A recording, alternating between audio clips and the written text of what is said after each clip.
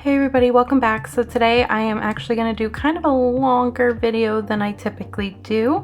I know it's been a couple weeks since I've been back, so I want to try to jump right on into it. So I'm starting off, I already kind of started removing my previous set. I removed the color and the gel product that I had on it. I am going in and just kind of removing any remnants near the cuticle area. I had about 2 to 3 weeks of growth. I want to try a different method and see if it helps because the corners of my nails, my natural nails, typically curve in, and I feel like it sometimes makes it hard for me to fit the form. But I've seen some people, specifically some V-Beauty Pure Techs like Noodle here on YouTube and I believe on Instagram.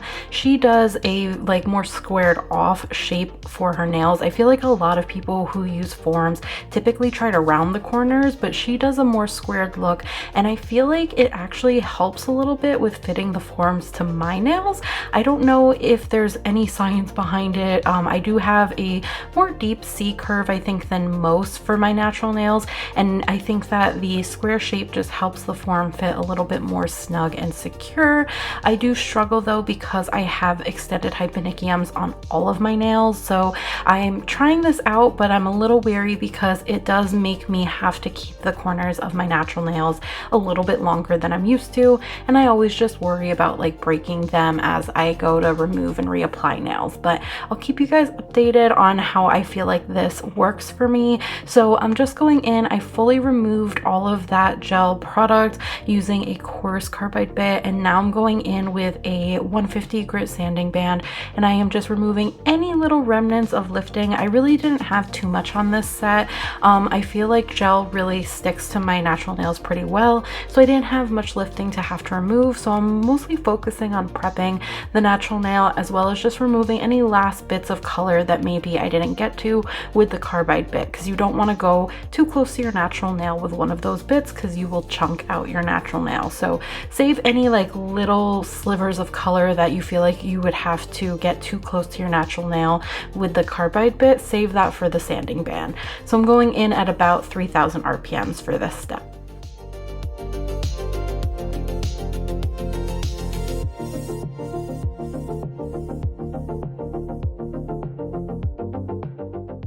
Once that's done, I'm going in with some 70% alcohol and some 100% acetone. I'm mixing these together and using them as my dehydrator.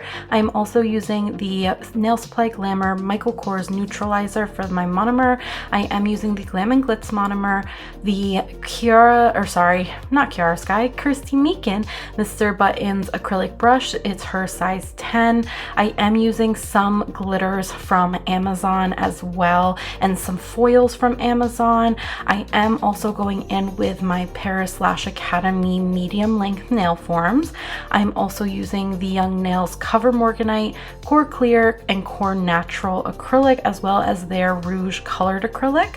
I am going in with Mia Secret Copper Metal, Bronze Metal, and Coffee colored acrylic, as well as a Magic Fly glitter in light brown, which I got from Amazon. And for my primer today, I'm using my Not Polished XXX Bond. So if you are curious or didn't catch any of that, because I know that was kind of a mouthful, I will link all of the products down below, or list them. I don't really link them, but you will see all of that down below in case you're curious on what I use. So to start off, because I'm doing a pretty intricate encapsulated colored acrylic set today, I'm starting off with my Core Natural by Young Nails, and I'm just going out and building a platform to about the number 6 on my PLA form. I am making this into a coffin shape, and I'm doing my best to try to keep this as thin as possible. You don't want to make this part too thick, because as you go to apply the color and encapsulate it and go to file, if this is too thick, you will end up filing through your color. One piece of it that I feel like I do file out a lot is the connection between the extension and my actual natural nail, as well as right at the tip. Those are like the two areas that I feel like it's really easy to build them a little thick. One tip that I have, which you will see later on in the video, is if you notice that you pull too much product towards the tip. So say I picked up a too big of a bead than what I needed, I will go ahead and just pull it as far as I can get it as the thickness that I want, and then I will just take the tip of my brush and kind of cut off the end. That'll help me, instead of pushing back all of the excess product and leaving kind of like a lot at the tip, it'll help me keep that area thin. I'll show you guys when I get closer to that in the video, but what I'm doing now, I did go ahead and apply a little bit of that Core Natural to my natural nail just to protect it, since I do change out my colors a lot. But I am going in with that dark brown shade. This is the Coffee by Mia Secret.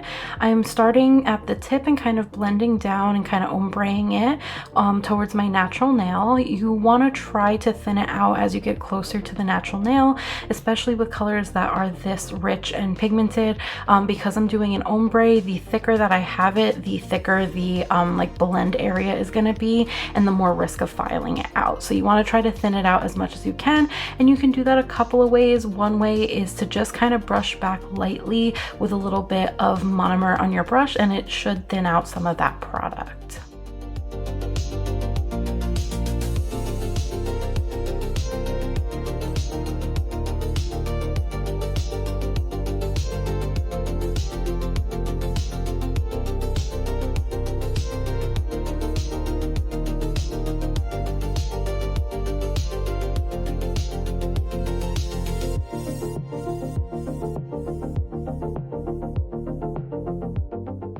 Now I'm going in with that Cover Morganite shade, and I'm going to apply this as an ombre. I did pick up a fairly large bead. If I was to redo this, I probably would have gone a little thinner for a couple of reasons. One, I felt like I built this area a little thicker than I wanted, so in the end I filed out just slightly on the corners where the extension meets my natural nail. The other reason is the Cover Morganite shade is a lot more of like a neutral, like white based nude, and I feel like when you use tones like this, sometimes that white base can kind of separate from the pigment as you're applying it and make it look a little chalky. So applying it in thinner layers, I feel like it's helpful for colors that are like this. So in the future, or if you're trying to recreate this, I would start in thinner layers and kind of build up versus trying to apply a thicker bead like you may with other traditional cover acrylics.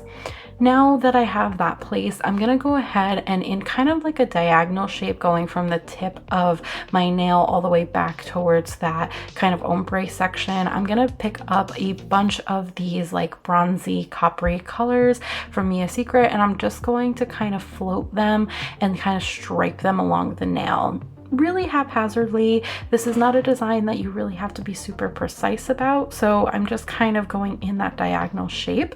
Then I'm picking up a little bit of clear acrylic with that Magic Fly light brown, which really ends up looking more like a purpley color when it's on the nail, and I'm applying that as well in that striping position. I'm kind of applying it in between two of those metallic shades that I used, and then around the other side, so I kind of did it in between two of the colors towards one corner, and then I did a little gap, and towards the next section I applied a little bit of clear acrylic with some copper nail foil. I just kind of ripped it up with some tweezers, and I applied that just to kind of cover that blend line, as well as to just add a little bit more sparkle.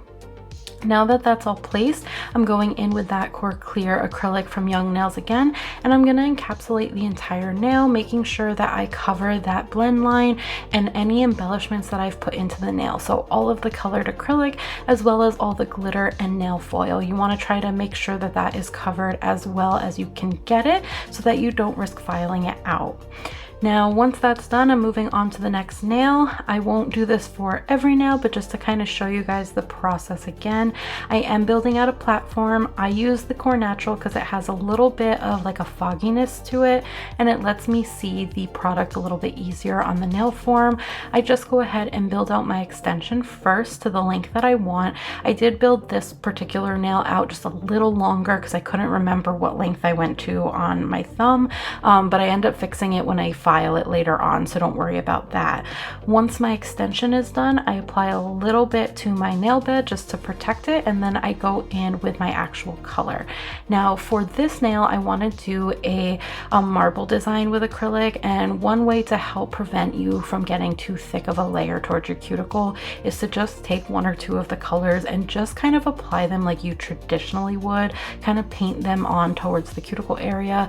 That way you have that area already covered and laid down, and you don't have to worry about pulling your marbled acrylic up there. I find that when you do marbled acrylic, you get kind of some bumps and grooves in the design because as you kind of pull through, you pick up some of the layers and it just doesn't lay as flat as if you would apply the acrylic normally. So I try to go in smaller beads. I find that that helps me prevent having too many like bumps and grooves. It also helps me get a little bit more control over where the beads are going because I don't have to worry about chasing them. When you are applying marbled acrylic, you can pick up more than one bead at a time. Typically it's easier to just try to pick them one at a time, at least for myself. So I go in smaller sections and I just pick up a bunch of the color. Once I have the colors that I want, I just take my brush and run it through. You want to try to not play with it too much, because when you are marbling colors, if you mix them too much, you end up kind of getting more of a muddy look instead of having it look like they're just kind of running into each other. So just do a couple swirls, and then once it looks pretty well mixed, you just want to leave it alone and then worry about filling in any gaps, as you can see I'm doing here, and then any little bumps and grooves or areas that are kind of higher or lower, you'll fill in with your clear acrylic when you encapsulate. So just focus on getting the design itself when you're doing things like this.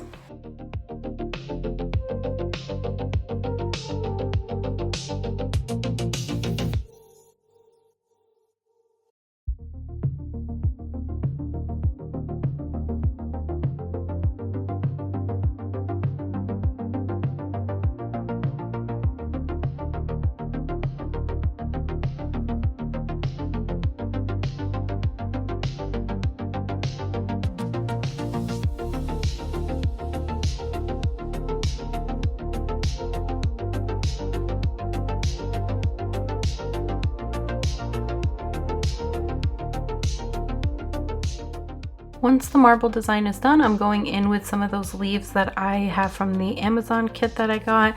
It's a very chunky glitter embellishment. If you're using any embellishments that are really chunky or like big in size, you do just want to try to keep them as centered to the nail as possible. It does help reduce the risk of filing through them when you go to finish filing. The other thing again is trying to keep all of your previous layers thin so that again it's not built up too high and you risk filing into it when you go to finish file. Now I am using 2 tones of that leaf glitter just to give me some dimension, and then I'm going in with some of that light brown but really purple glitter, and I am kind of doing a swirling motion with this glitter to kind of almost mimic like airflow when you see that kind of drawn out in like different art pieces. The other thing is, since these glitters are a little chunkier, they do kind of stick up. So one trick that I have is when your acrylic is kind of halfway through setting and it still has a little bit of give, if you just kind of press down on the edges of your embellishment, it actually helps kind of mold the glitter to the shape of the nail so that it lays a lot more flat to the curvature of the nail, and you don't have the edges sticking up as much, and again it just helps reduce the risk of filing into it. Once you have all of that placed, I'm going in and I am encapsulating the entire nail. You do want to make sure that any embellishments that you apply previously are dried enough that they're not going to move when you go to encapsulate. That's the only thing to just keep in mind. Now I am going to do a different design on every nail. I'm kind of channeling my inner Kirsty Meakin. When she was part of the Nao Nails channel, she did so many videos showing different like intricate sculpted nail designs, and I just wanted to kind of channel that energy for this set. So I'm doing a different design on every nail. I've already built out my clear platform and I'm going in with the Cover Morganite shade, and I'm using it the way that I said I would have preferred that I did on the thumb. So I'm going really thin with this and kind of painting it on, and it just, in my opinion, goes on much better than trying to apply it in a thick layer.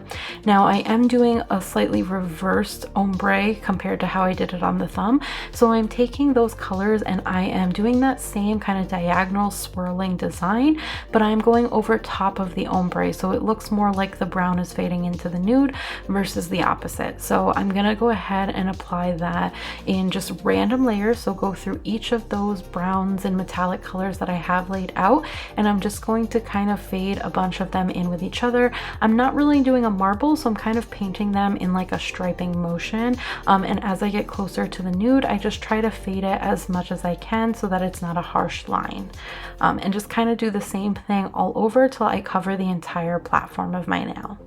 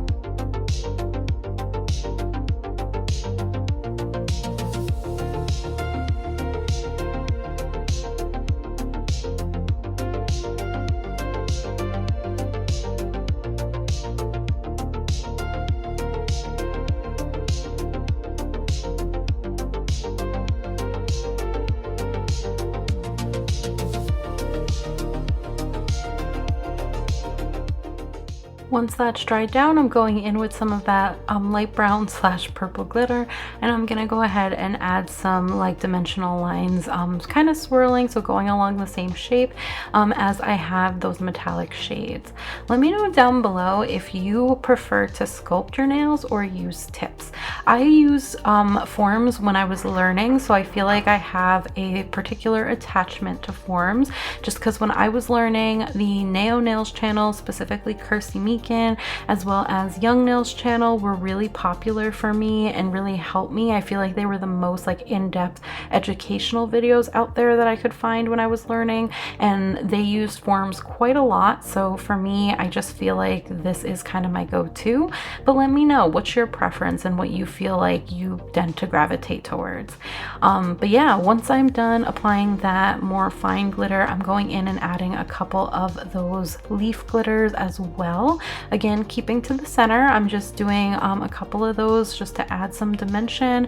And again, before you go in and encapsulate, make sure that everything is dried down so that you don't risk moving it as you go to encapsulate, because that can make it so that the glitters don't end up where you originally placed them. So just give it a minute or so to dry down. If you're working on somebody else, you can kind of go back and forth between different nails so that you are able to let one nail dry but keep working on the other nails to just keep in motion.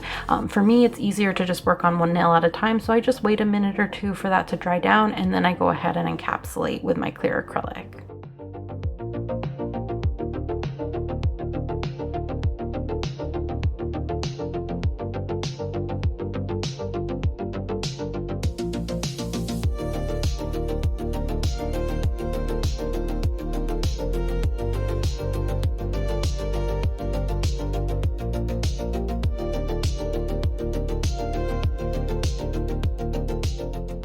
Now I'm gonna work on my ring finger. So this one I'm gonna do slightly different than the rest.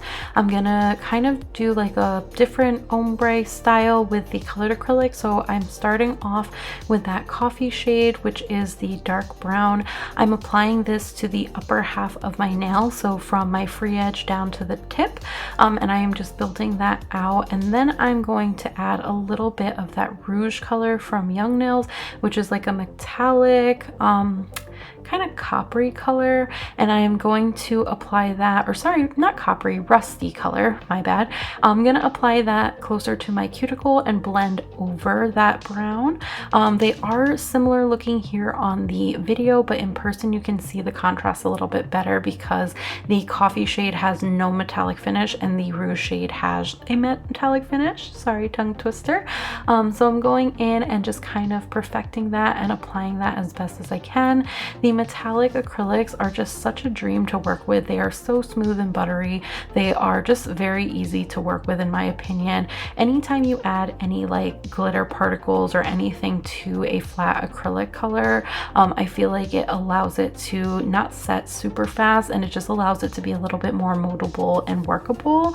The more chunky the glitters, sometimes it gets a little bit difficult to work with again, but the metallics are just kind of like a fun, happy middle, and I find they're like one of my favorite formulas to work with. But I'm just going in and kind of ombreing that over, and then I'm taking the lightest gold shade that I'm using, and I'm just going in and I'm applying that at the tip and kind of fading down. I do try to build this up a little bit because I want that kind of tri-ombre look, so I do build it up enough that you can see that contrast between the light gold, the brown, and that rust color. And then I'm gonna add a little bit of the same foil that I used on my other nail. Again, I kind of ripped it up with some tweezers, and I just apply it with some clear acrylic along the center of this ombre. So it's like a tri-ombre with a little bit of foil throughout the center. And then I go in and encapsulate it like I do the rest of this set.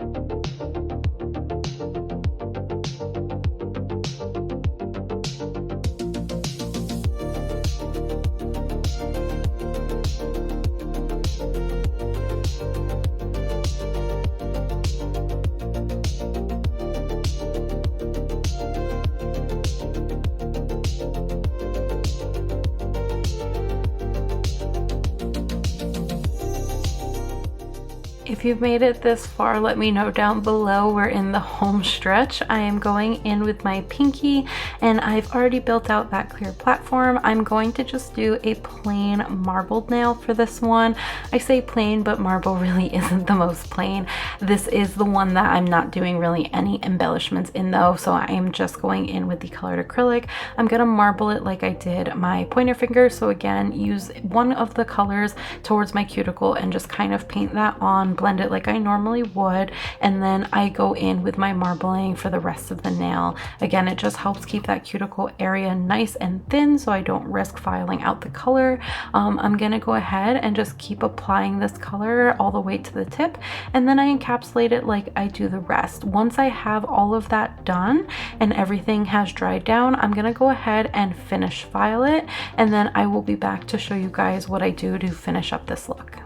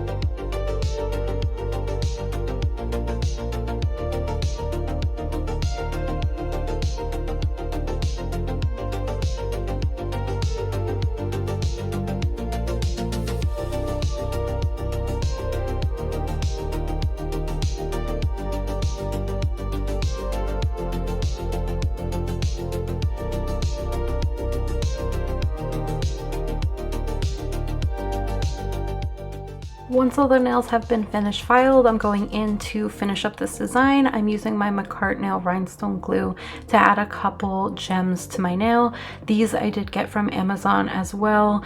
There's no particular seller whenever I use any Amazon products. I just kind of look up what type of product I'm looking for and I just pick whichever one is cheap and looks decent, to be honest. So I'm going in with some kind of like burnt orange little rhinestones, and I'm gonna apply them in kind of random designs on my thumb, on my middle finger, and on my ring finger. I am using a small brush to just kind of blend out any excess rhinestone gel glue, since this gel glue is a little on the thicker side, since it's meant to hold like crystals and charms. You don't want it to be super thick because it's going to add like bulk to the nail. So if you have any areas where you have just a little excess, you just want to try to blend those out and thin it out before you go in with your top coat, and that will just help the nail look very seamless, and you won't notice where the rhinestone glue is and where your just general top coat is.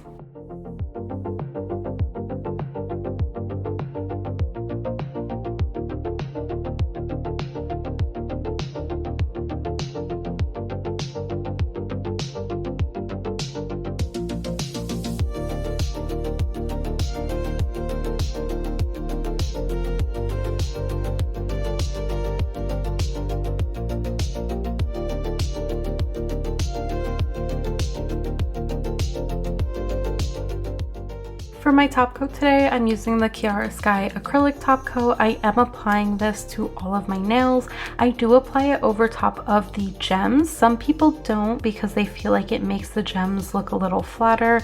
For me, I don't mind the way that it looks when I apply the top coat over. I just try to make sure that I apply as thin of a layer as possible over top of the gems, but I actually find that I feel like they protect them a little bit more. They help prevent them from potentially popping off as I wear them, but also depending on what type of like embellishment you're using. So if it's like one of those like gold embellishments, like metallic ones, or some of the like jelly little gems, they have kind of like a foil overlay, or like the pearls have kind of like a foil overlay, and as you wear them, that kind of rubs off as you like wash your hands, submerge them in water, soaps, different things.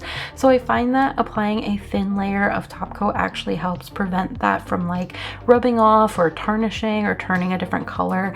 I just feel like it helps protect it. So I do apply the top coat over top of any gems that I have, as long as it's not like a super chunky one.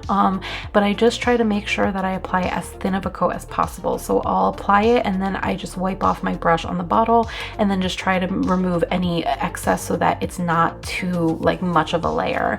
Now, once I'm done with that, that is it for this entire video. I hope you guys enjoyed. Thanks for sticking in there all the way to the end. If you did, let me know down below what you guys thought. I haven't done this intricate of an encapsulated set in quite a long time, and it was really fun for me to do. So let me know if you'd like to see more of these videos from me in the future. Like this video if you did, comment below, subscribe to my channel, and check out some of my other videos. It really means a lot to me, and I hope to see you guys in the next one. Yeah, so other than that, I hope you guys are having a wonderful day wherever you are, and I will see you guys in my next one. Bye everybody.